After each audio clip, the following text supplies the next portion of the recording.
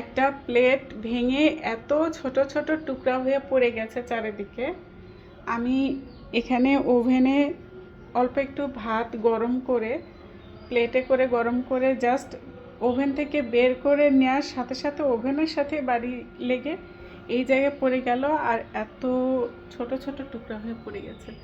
এগুলো হচ্ছে brown rice দিয়ে রান্না করা ভাত, তাই কালারটা এরকম লাগছে।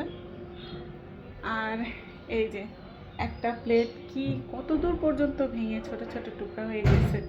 এই টুকরাগুলো দেখে বোঝারই উপায় নাই যে এটা একটা প্লেট ছিল।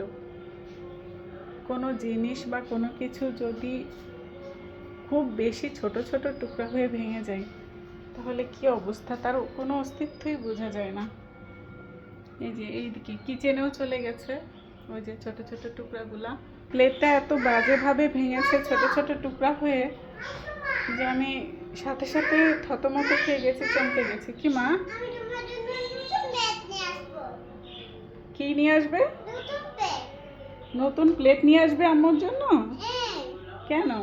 এটা তোমার পেটটা ভেঙে গেছে তাই তোমার জন্য প্লেট নিয়ে আসবো। এই প্লেট ভেঙে গেছে তাই আমার জন্য নতুন প্লেট নিয়ে আসবে? ওই আমার সোনা মা, তুমি আম্মুকে ভালোবাসো?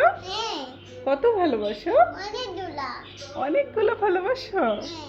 আম্মু তোমাকে অনেকগুলা ভালোবাসে মা।